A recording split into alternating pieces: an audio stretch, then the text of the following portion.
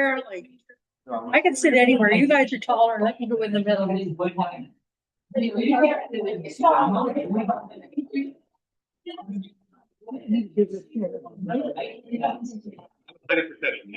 good. I'm just trying to take care of everybody.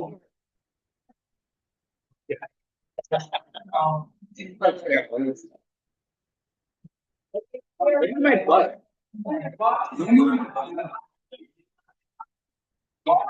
Yeah, I had to I didn't want to pay you, so I just wanted to reminders. Oh yeah. Oh man. Oh my God. Oh my God. I don't, by the way. It's like 2 weeks ago. But in my, who knows what's gonna happen now? We're getting our Hi. Everybody.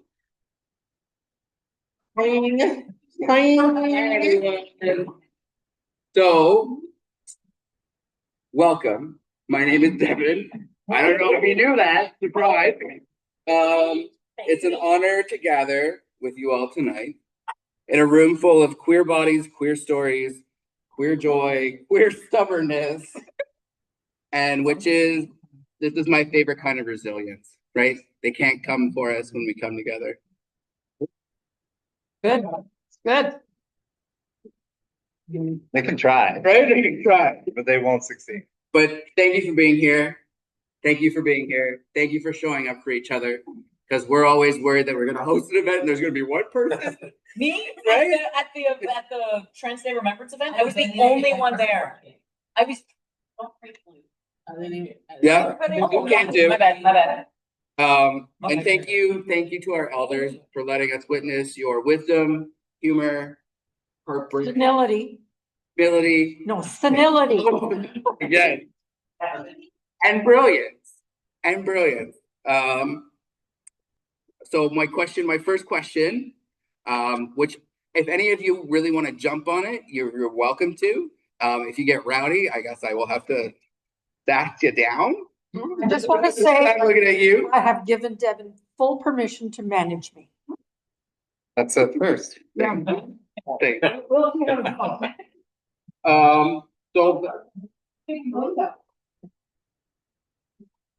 I'm gonna make you guys ask questions if you don't. Okay, you want that? All right. So first question: what was the first queer space that made you feel at home?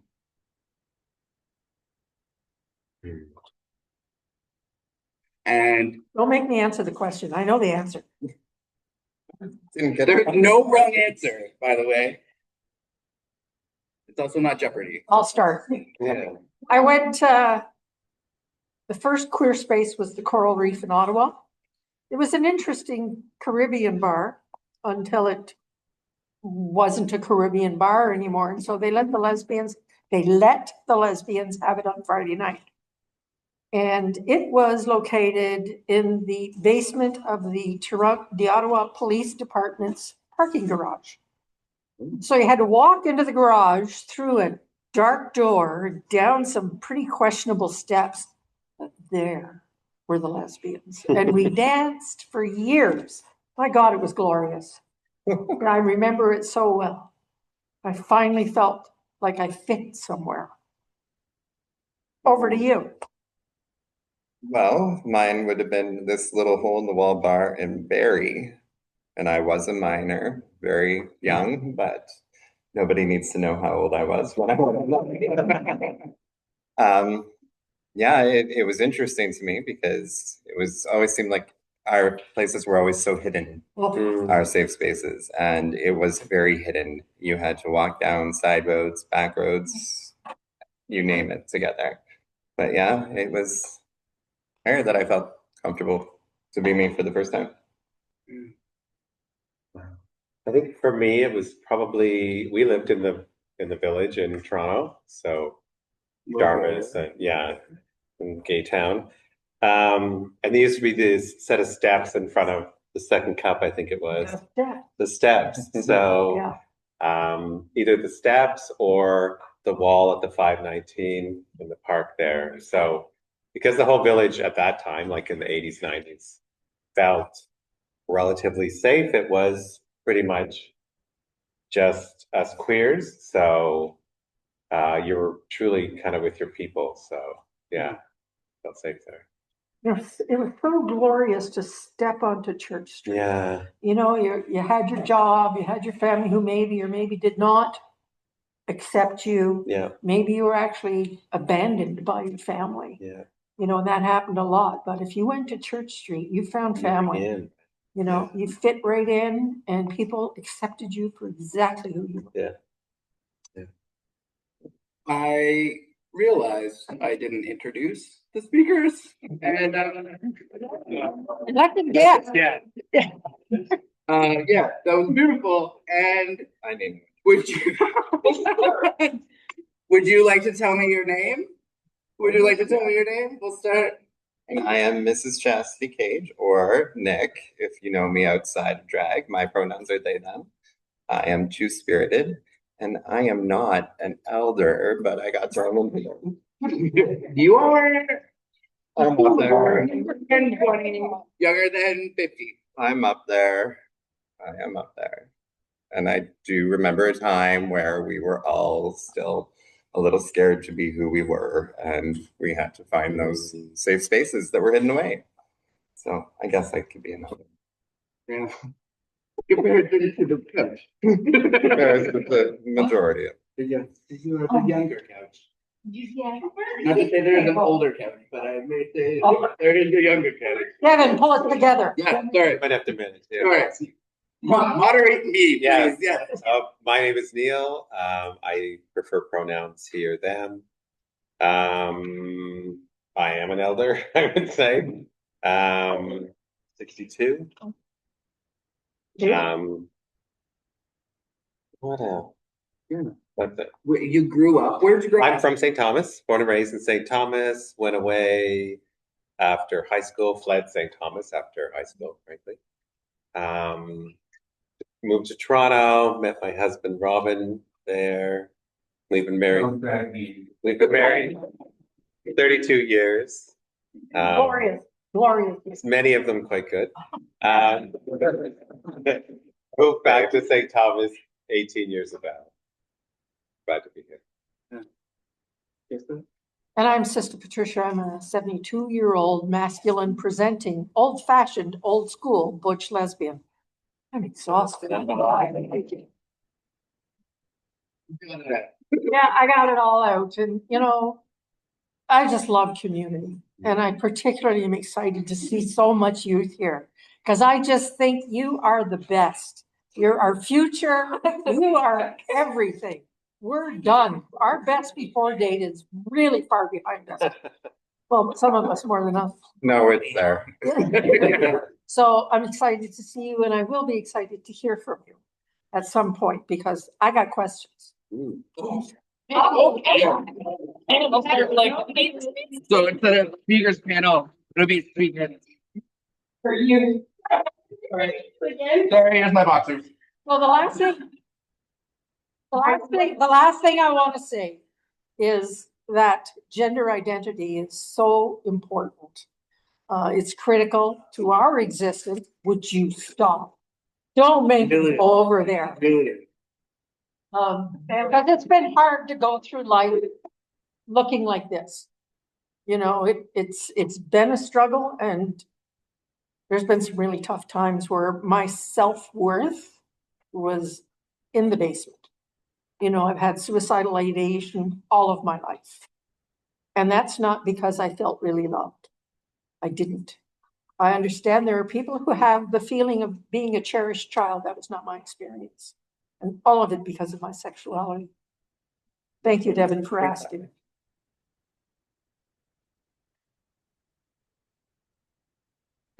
When you ask me to speak, I'm going to speak. Yeah, no, I appreciate that. Right? This is a place for honesty. Yeah. Right?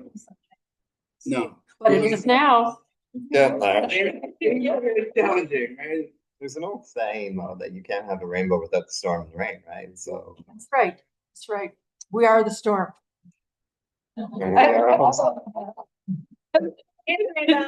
I don't know if any of you have actually seen Sister Patricia in action, but when she gets out onto a protest line, fighting for our rights to be who we are, there is nothing that can stop her except for maybe a 6'7" drag queen in stilettos. He was always standing behind me, and I have to say, I love you for that. Always. And I just love community and how when I step up to the haters and they truly do hate me, you think that's my real name? It's not my real name. Because I can't go by my real name. I've had threats, I've got a price on my head, Mhm. but it does not stop me. I know how that feels. Yeah, it does not stop me because I love all of you. And I remember vividly what it was like to not feel safe.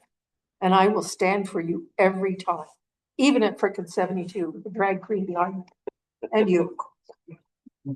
Do you notice it? Is there a difference for you what chosen family, like what your family means now than it when it did when you were younger? Take this a little bit. I didn't have the experience to come out. I was outed in a very horrible way at a family Thanksgiving. I had my mother at the time threw me up against the wall and said, "No son of mine is going to be a faggot." My father didn't speak to me after that for a long period of time. I left my house at a young age because of that. But my grandmother did throw my mother up against the wall and told her that she should look in a mirror. Because it turns out she was actually just hiding who she was the whole time. It took many years for my mother to come to that realization, but now she is happily married with her wife. And in that time, before we made amends, I found chosen family. I found family that would take me in and that did love me for who I am. And it's very important to have that. So chosen family to me is extremely important. All of you will learn that at some point, whether or not you have a loving family at your home, your biological parents or not, you will still have a loving chosen family too. And we love you.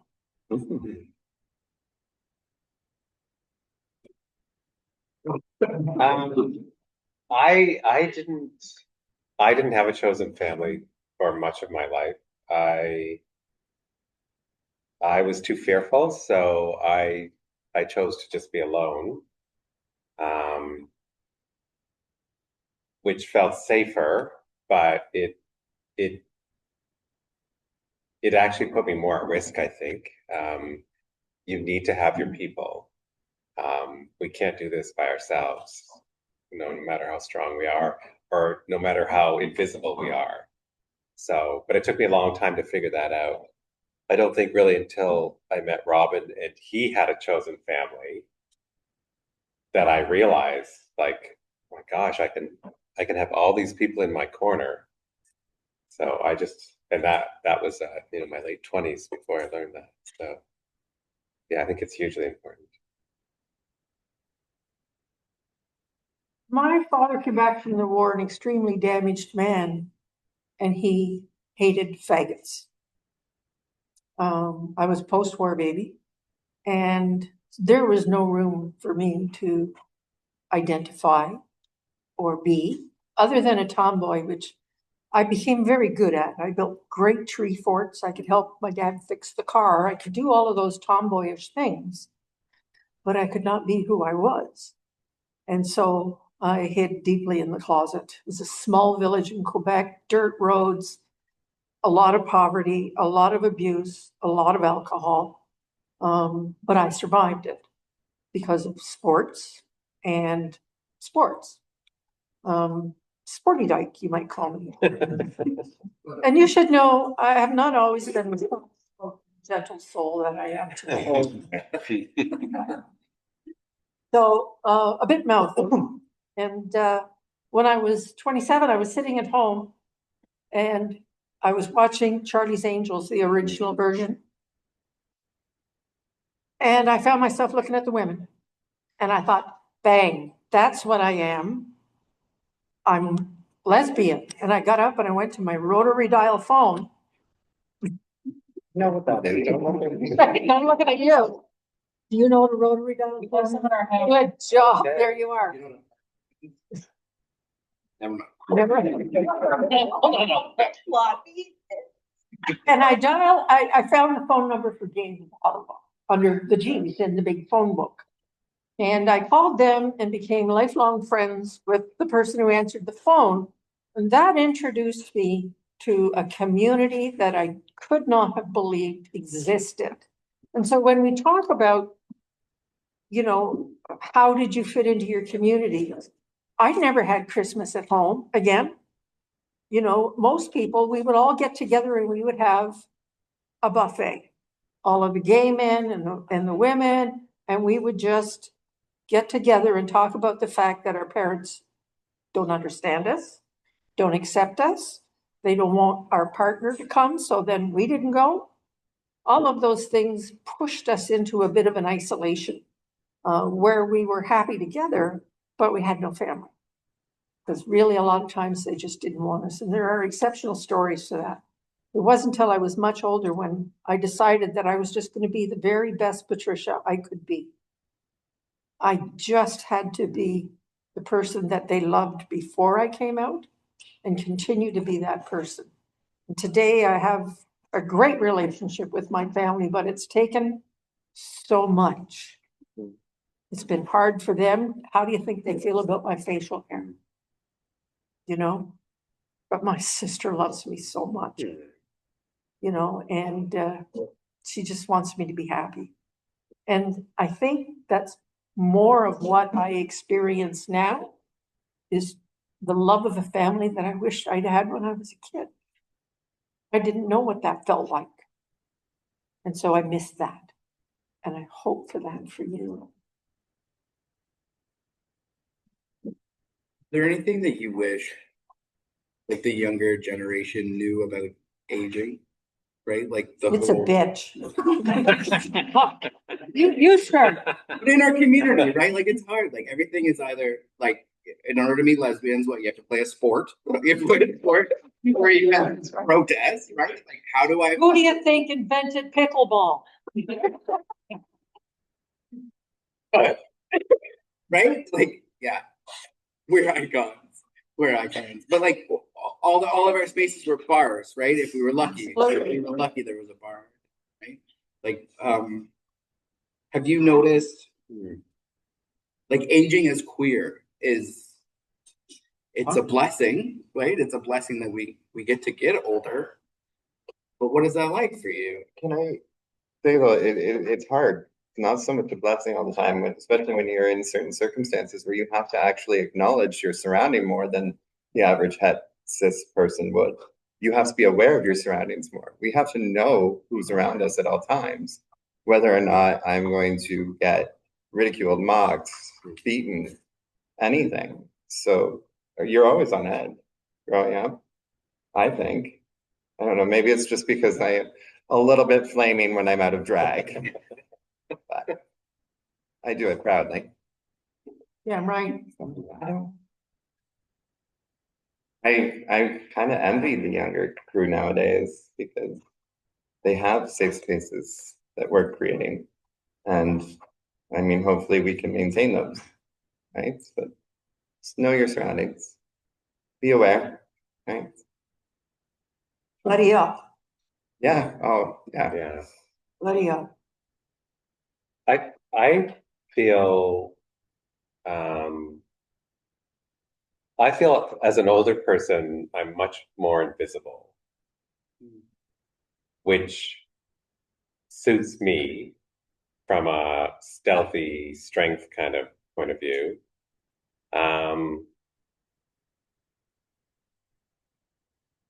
I don't find the world as frightening now as I did when I was younger because I feel there's people, whereas I didn't have that before. So, like I think coming together like this makes all the difference. I think the worst thing is to feel that you're the only one fighting a fight and that no one's in your corner. So, in that sense, like as I've gotten older, I feel like I think I've lived through enough that I know that it's not going to take me down. Like I will get through it. I'm resilient enough. I know so many tough, resilient people that I got the baby. Like kind of, like I think when I was younger, I thought like it wouldn't take much to take me out, and I just don't feel that anymore. I think maybe because some people when they get older they mellow, but I feel like there's more fight in me now than when I was younger for some reason. I feel that. Yeah, yeah. Maybe I'm more pissed off. Yeah. Like maybe I'm just like, okay, I gave you 50 years to sort it out. You're still screwing around. Like enough. Yeah. So, probably that. Well, it should have happened by now. But Yeah, like when you hear people saying, "Oh, well, of course they say things like that. They're a certain age." And I'm thinking, no, that's my age. Like you can't keep saying, "Oh, they were born, 60 years ago." It's like, no, like there's a point where you have to say enough. Like get your shit together. You feel like you have your shit together? You know what? I feel like uh, I have my shit together enough to know that this feels important and valuable, and that it means something, that all of our energy is working towards something. So in that sense, yes. How about you, my queen? Again, I think that as I age, I absolutely agree with your sentiment. I am becoming more vocal. I am becoming more strong. I won't let people use those excuses anymore. Oh, they're just old. They're from a different generation. I don't care. If my grandparents can do it, if my parents can do it now, you can do it too, right? Like, not that my father could, but that's also why he's no longer my father in my mind. That's the other thing, right? However, we do get stronger because we've had to fight, Yeah. and we continue to fight. It really never stops, does it? Yeah. It changes. The landscape changes, the people around you change, but the struggle is there all the time. And as a 72-year-old lesbian, I feel my body change. I find that I'm not as steady on my feet, but I can still wave a flag like nobody's fucking business. And ride a bike, I still ride a motorcycle. I had to downgrade to a smaller bike, but I'm still fucking riding and taking names and kicking ass. Yeah, totally, ride with me. We should have a gang.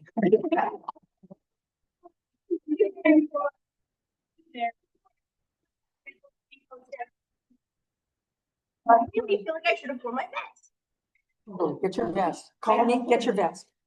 But the other thing is, even with those, what I see as aging things happening to me, my memory's not what it was. I'm staggering a little bit, but it doesn't stop me from living my life fully.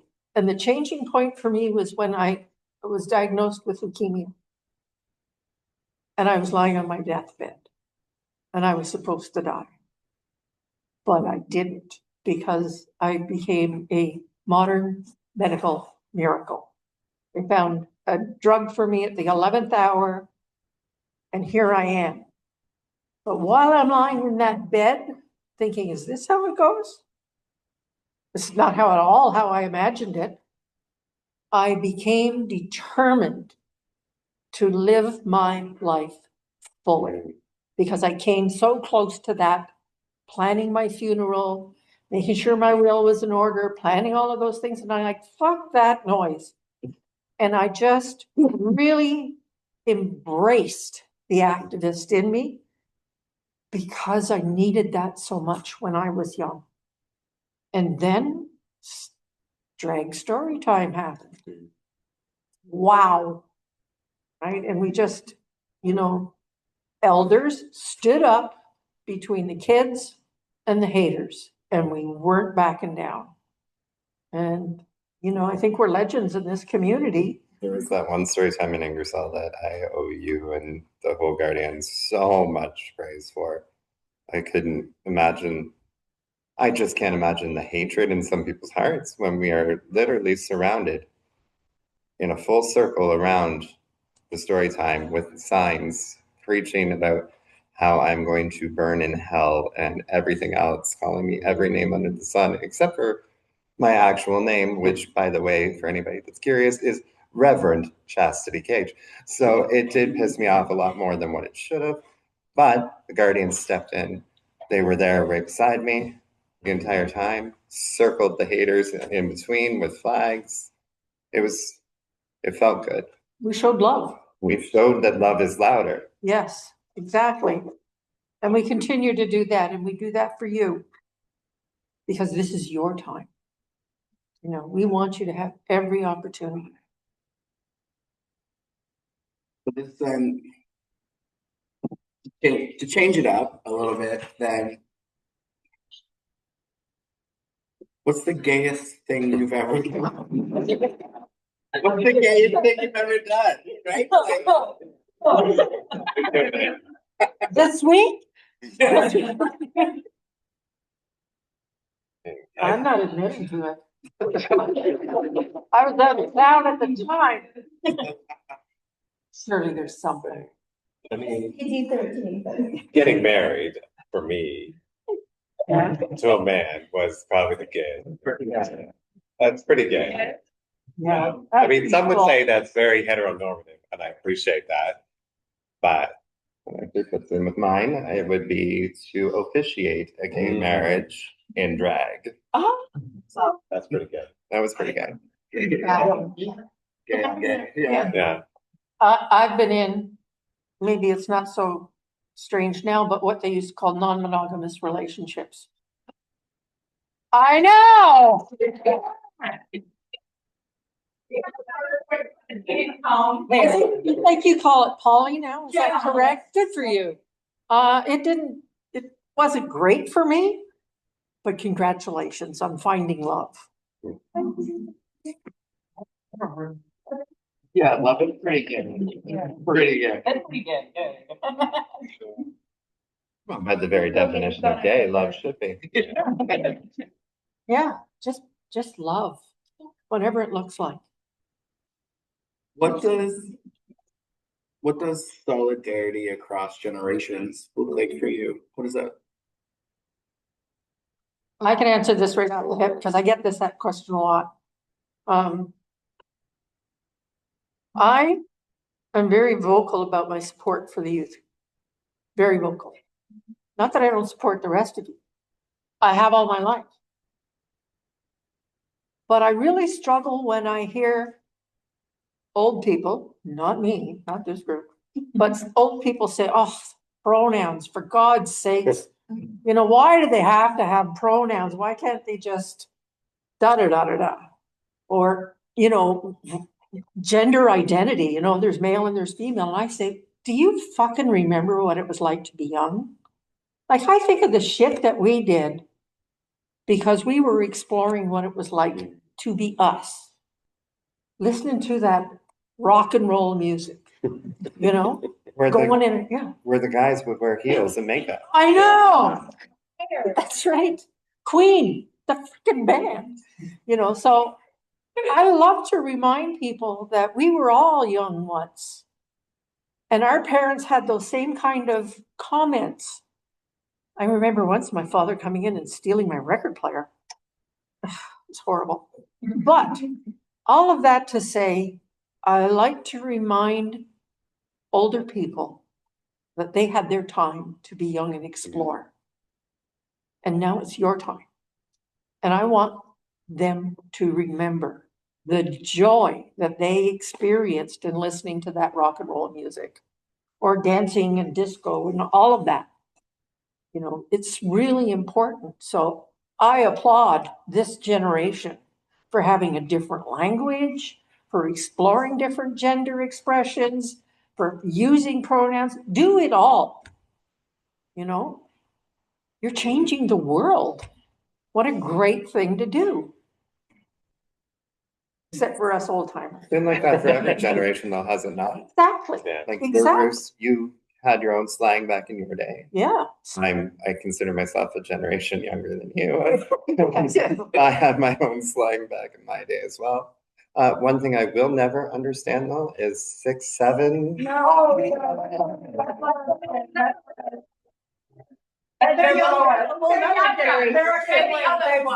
a whole generation that didn't show up today. Now, see what you're doing right there? I taught you. You're putting down the next generation. I don't understand. Yeah, for the Christmas parade, we had to. Yes, but you don't understand it, but that doesn't mean you should put it down. Oh, yeah, we were fully on with this, really. Yeah, They're so cute. they're so cute. Look at them go. Is there one piece of like queer culture that you really hope continues? Right? Or like hope that it never disappears? Is there one thing like just that you hope? Ask questions. Is it only asking questions? No, if you would like, if you were like, You have a question for us? What is it? As you talk about the community, when there was an issue in the community that was generally making other people in the community feel unsafe or not feel as welcome for, especially many, like, because our community is very diverse. We have so many different members of our community all expressing themselves. And what would you do if somebody in the community was making someone else in the community not feel seen or welcome or heard, as especially in the older generations where it was a lot less safe, and where how did you manage those conflicts or those issues? Can I ask, are you referring to inter-community conflict? Like, is it within our own community that's conflicting amongst each other? Yeah. Yeah, there is that, and that's sad. I mean, there was a time period where lesbians and gay men would Yeah. not always agree. Absolutely. But then we had AIDS. things like the AIDS, I didn't want to say, but the AIDS crisis, where lesbians came to gay men's defense and they said, no, you know what? Nobody else wants to be there to help them. We're going to be there to help them. Do you know why the L is the first word in LGBTQ? They put lesbians like helping giving the AIDS Correct. crisis. And in honor of that, they moved the L to the front. It's also AIDS and HIV awareness month. Yes, it is. It was just this week that So- started off. So go ahead.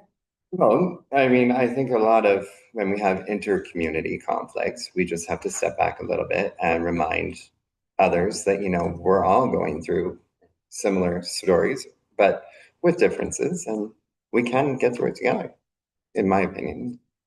I don't know. It's willingness. It is. It's totally about willingness to look beyond yourself and embrace the differences.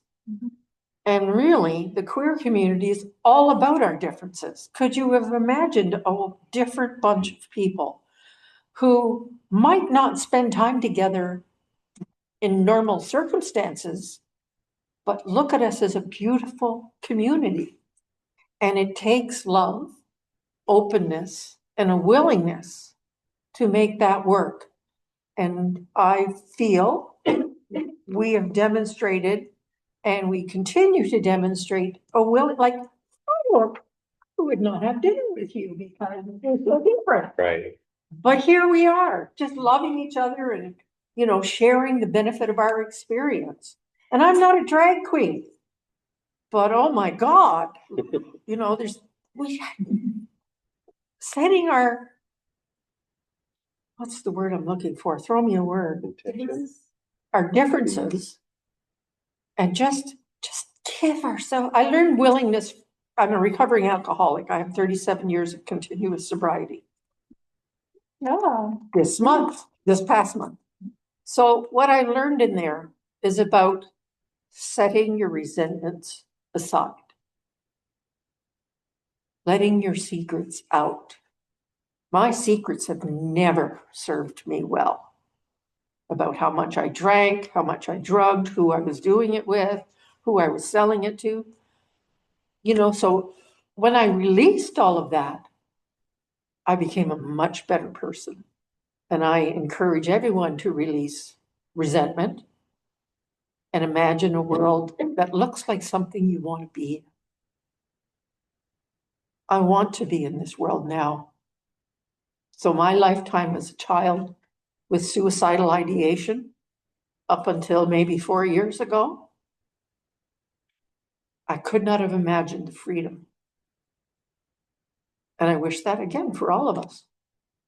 I don't even know if I answered your question. We pivoted. Can I ask a question? Yeah, absolutely. What do you need from us as your elders? What do you need from us? You know, Community. A space to grow and think and exist. It's nice to find that. yeah. To have those supports. Hands up. Like this.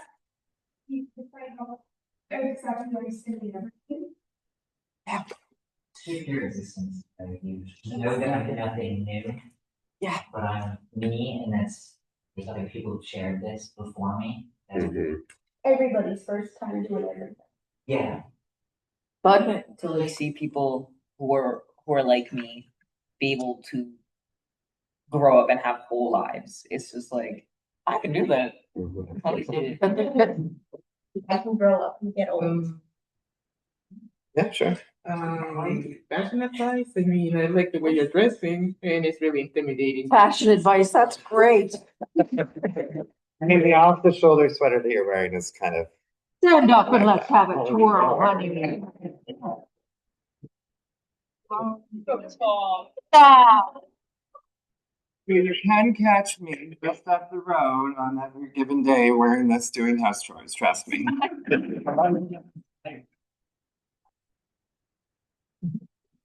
Believe it or not, I have done house chores in my heels. I have never done house chores. Yes, your hand is up again.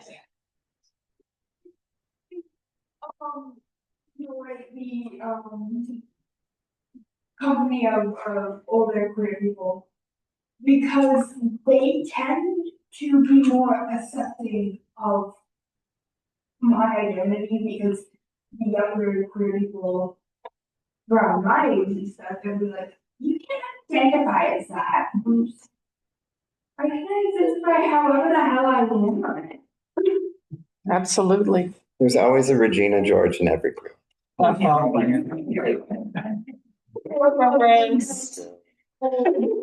just want to tell, I have a million stories, but this one is relevant, which is different for me. I was on another panel with people who were just beginning their transition phase. And it was a young group for the most part. And at the end, I asked, what do you need from us? What are you getting?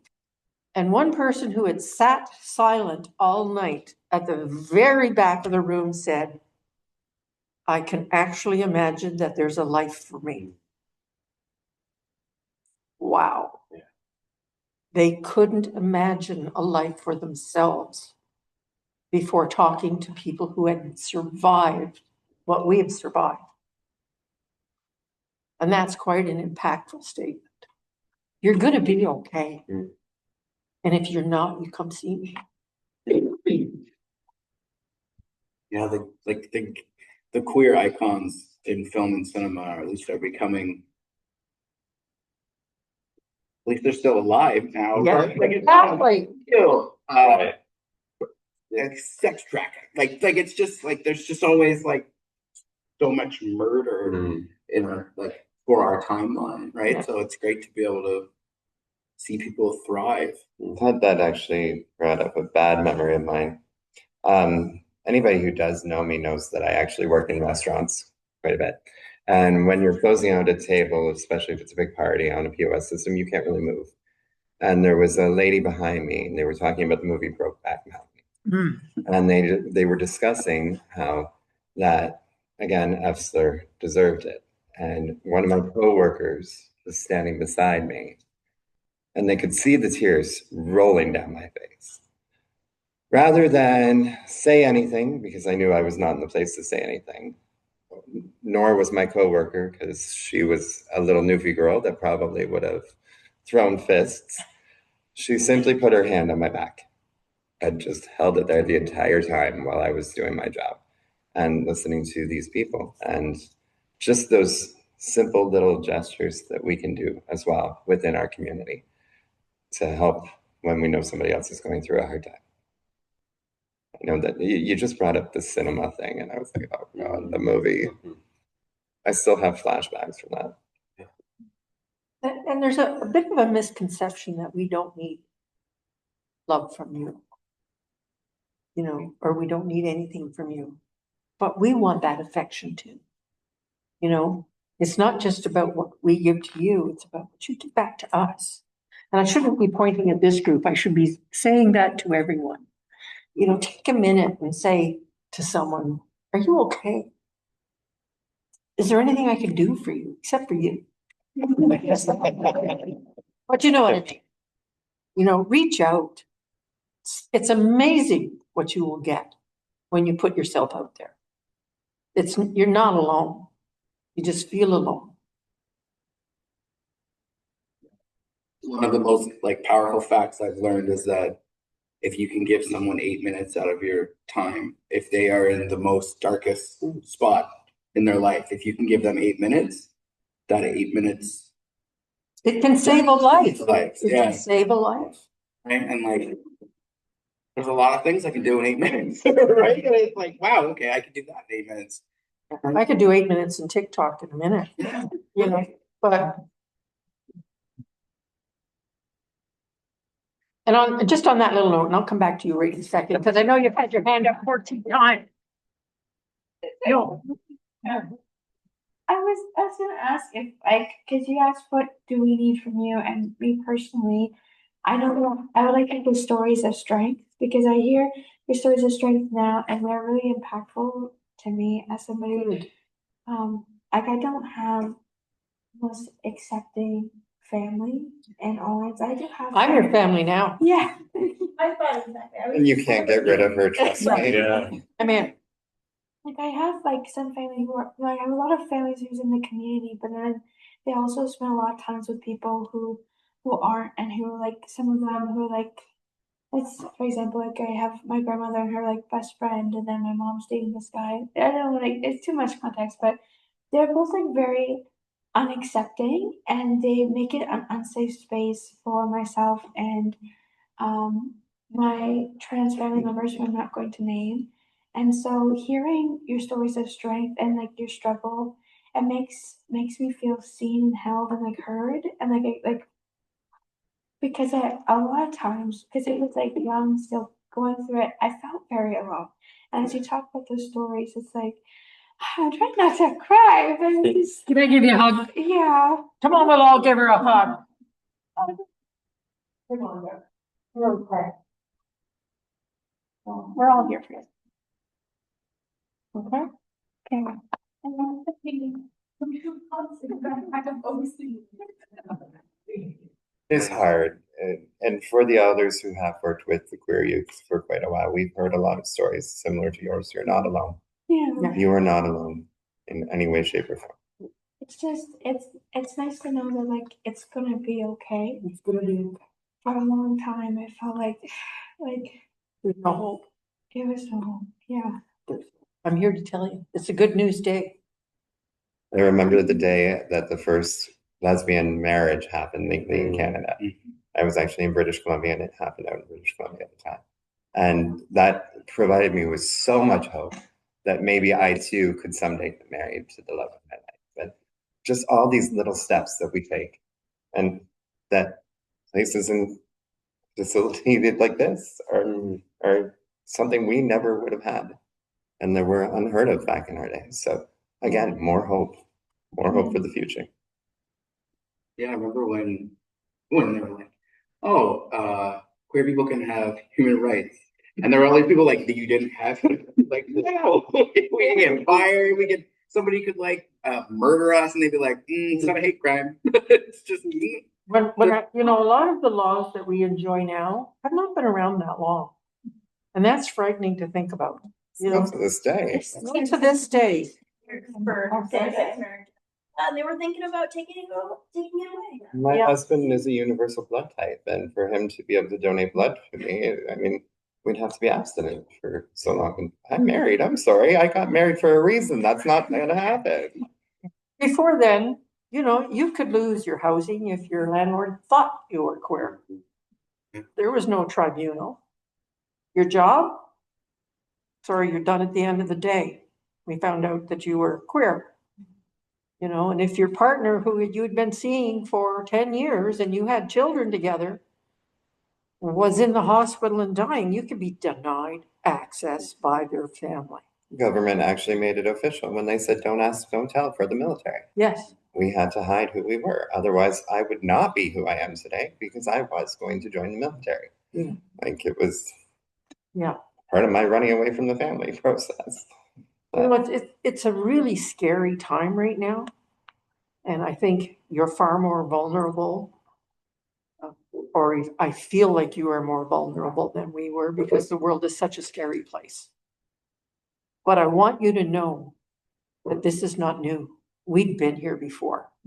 Everything that you're experiencing, we experienced and survived in different shapes.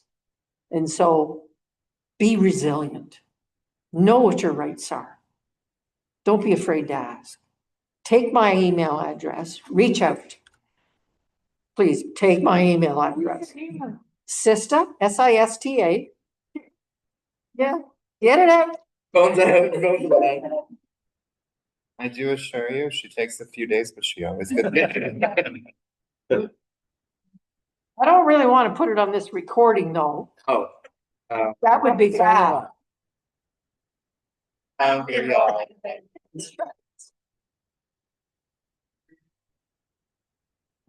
I do think the mistake that we may have made earlier on in our protests, we did have a tendency to divide. Yeah.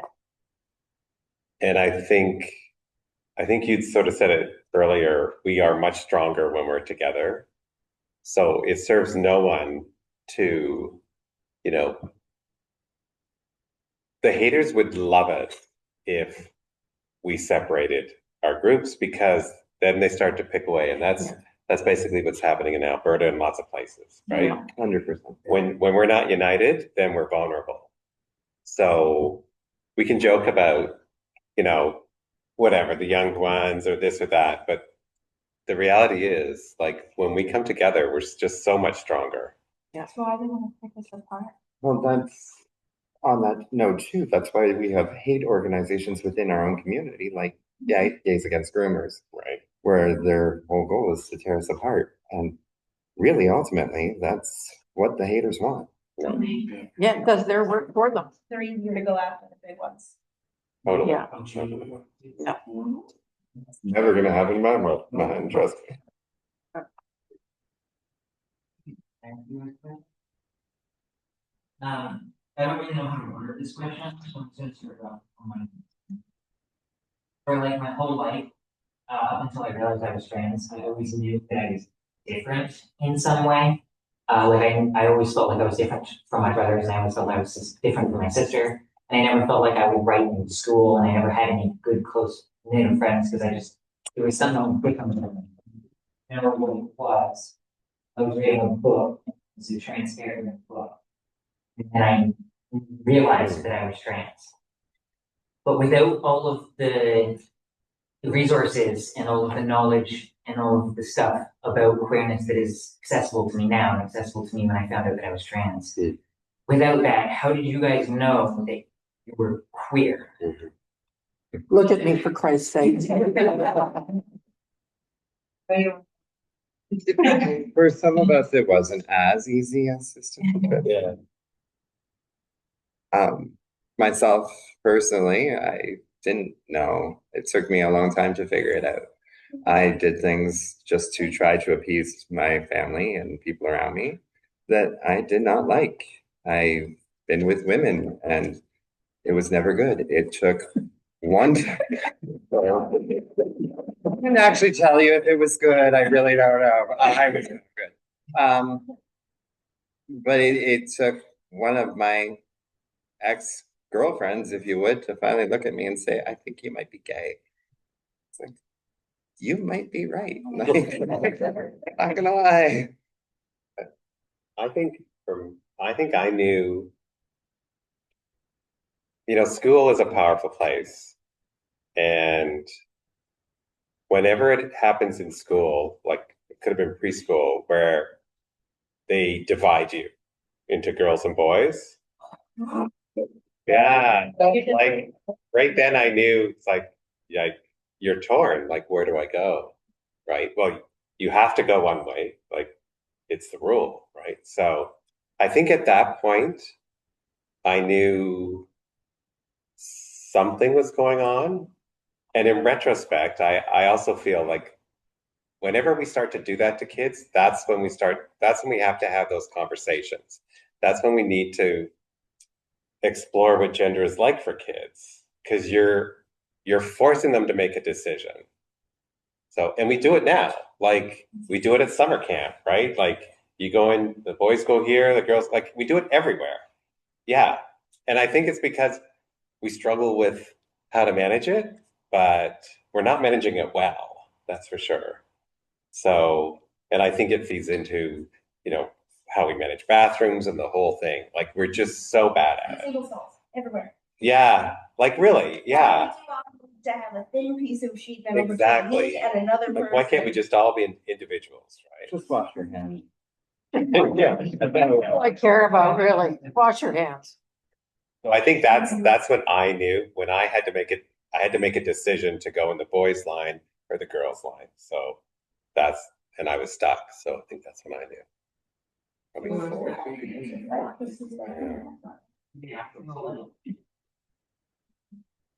Sista, you knew Well, from the start. I came out of my mother's womb just to scream. Where's my flag? In one hand. Then one hand and a beer in the other. Yeah. It was Quebec. Right. But anyway, I think I pretty much talked about, what it was like for me to not know who I was and the transition to knowing who I am now. I will talk a little bit about transition because I didn't consider it at all because it wasn't an option. And then it was an option. And so I put some thought into it and I said, I'm too old. And somebody said to me, you're not too old. And this was only a few years ago. And I'm like, maybe I should give that some thought. And I did give it some thought and realized it wasn't my path. I am a male presenting butch lesbian. I have facial hair. I love the look. My girlfriend adores it. But I don't feel the need to transition to be who I am. And I appreciate that you know who you want to be and who you are. And I feel that's exactly where I am. I love who I am today. Also, why visibility is important too. Yeah, that's right. We need to continue the visibility. We need to continue to have that literature out there. The same type of books that you read when you were first discovering who you were, right? And I want you to know as well that you have always been who you are. Yeah. You're just discovering it. That's all it is. That's it. It's like unraveling an onion. The amount of tears that have been shed in this room already, somebody's. Yeah, that's right. So much of this is like, once we find the language for it, right? We don't know the words for it. We just know it's a feeling. Yeah. And But it takes an incredible amount of strength to just be who you are, who you've always known you were. to not be like Either you didn't have the language or the support or any number of things. You felt threatened, you weren't safe. But there's something about knowing who you really are in your heart, even if you have it tucked away. Give yourself every opportunity that you can to stay safe until you can actually bring that person up. There's a community out here and we've all been through it. I don't think anybody here has not been through it about just, I need to tuck myself away until I feel safe. Yeah. Growing up in a small town just outside of St. Thomas, I've had to hide away for quite a while in my life. Yeah, and it's hard to hide you. It's hard to hide. Without the heels, I'm still a big guy. And that was a hard one too, because I was expected to play football. I was expected to, be that macho guy, but no, it wasn't. Well, I was expected to knit and sew. Well, I can teach you a few things. I could fix the machine. Well, there you go. I need that too. But it's definitely something that I imagine that everybody in this room has faced at one point or another. Having that feeling that you have to hide who you are, but finally, eventually learning that, you know, you do have the support around you. You do have those resources, finding who you truly are and being out there. That's when you see someone who sees you back. And that moment happens and it's glorious. It's what we live for, right? To be seen by someone who just accepts us and loves us. What is my motto? A little louder. Can you say it a little louder? A little louder. I knew you would know that, Bug. That is why my motto is love is louder, though, because once you find that moment, it is louder than everything. And you're willing to do anything for that person, and they will do anything for you. Or people in certain circumstances. Yes, exactly. How do you ask others to hear to listen to their story? How do you get others to tell you things without seeming rude, right? Or just like without like feeling like you're prying for things? Like how? Do you think I'm prying for things? No, I don't at all. I don't at all. I think being rude now? No, I think the problem is a lot of us don't know how to ask, right? We don't know how to give people. Why I always say, ask me anything, and I will tell you whatever I can. You get Sister Patricia to call somebody the night before a panel and say, hey, join the panel. I've got a few questions for you. That's what you do. You know, putting yourself out there and saying, I really want to hear what you have to say. Invite people to tell you what they're thinking. I learn so much from people, and it's led me to all of the experiences that I bring today. But it's all about asking people what they think. What do you need? How do you feel? At the end of every one of my performances or shows, whether it be for all ages or adults only, I always ask for the audience input. I ask them to ask me questions, tell me about their stories, everything, you name it, because I want to know. And it is, I think, just about being open, Devon. You've always known how to ask me. Yeah, ask all the time. What are you doing? You want to be a big flame drag queen on a prom? Yeah, get on over here. That's really how that goes down sometimes. I am not as trusting as you two. So if somebody approached me with that kind of offer, which is lovely because I know you, but I would not trust that.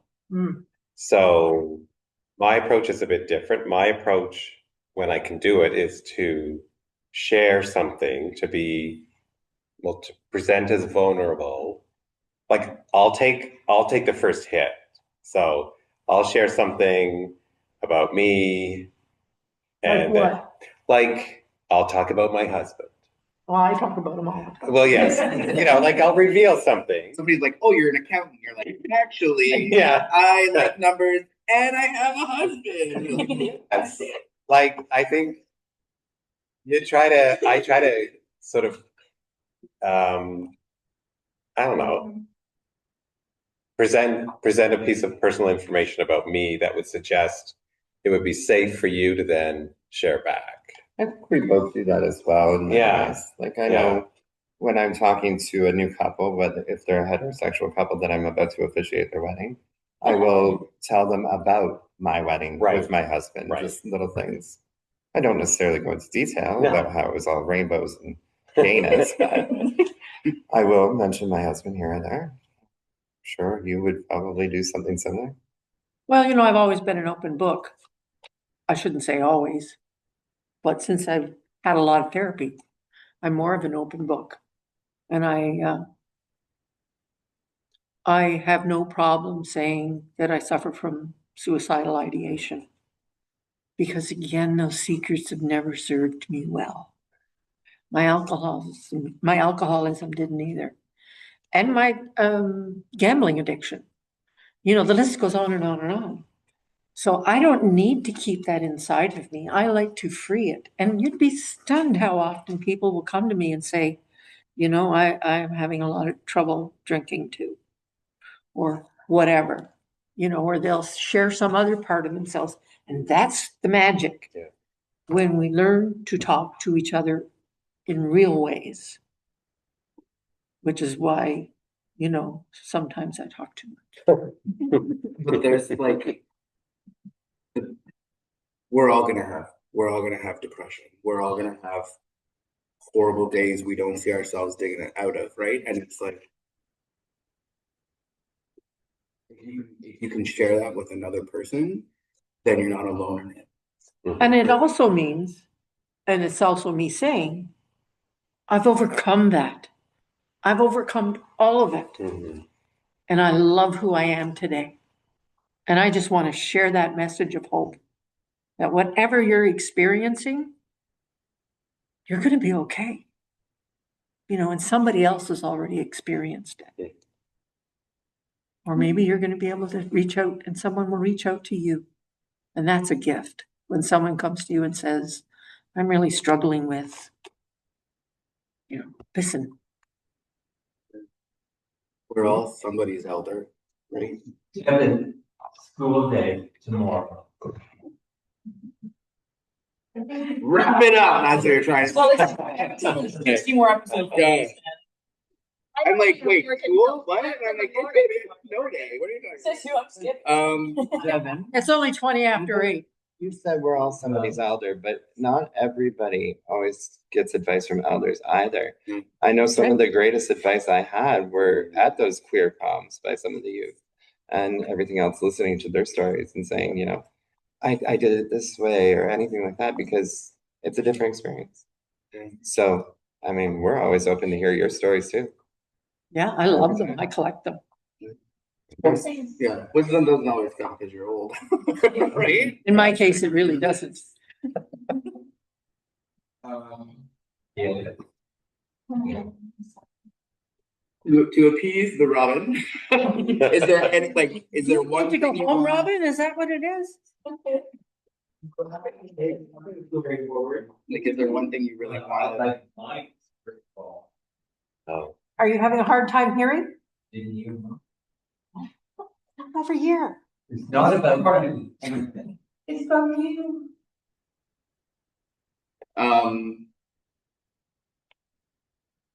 Thank you for your tenderness. Thank you for your tenacity.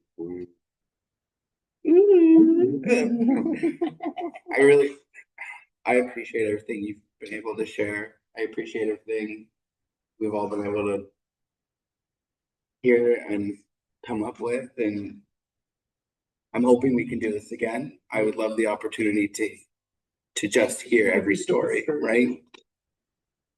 Question for Amanda. Yeah. Is this what you expected or wanted? This is exactly as it should be. That was a safe answer.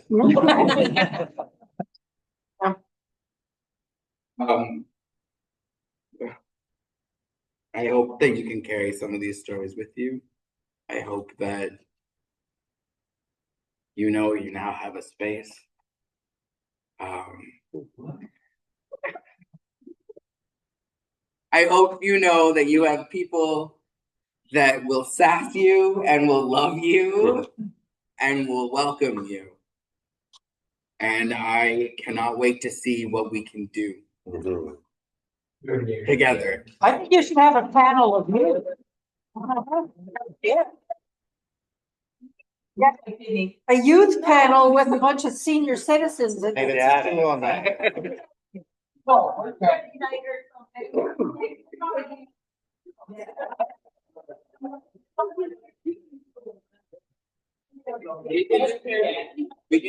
can do future events. We can do future things. If you have part of Rainbow Connection, Yeah. I have clear something. Thank you so much for coming. Thank you. Thank you, everybody. We can make future panels. I'm really good at talking. I know. I know who to talk to. that's good. Good. Yeah, it was good. I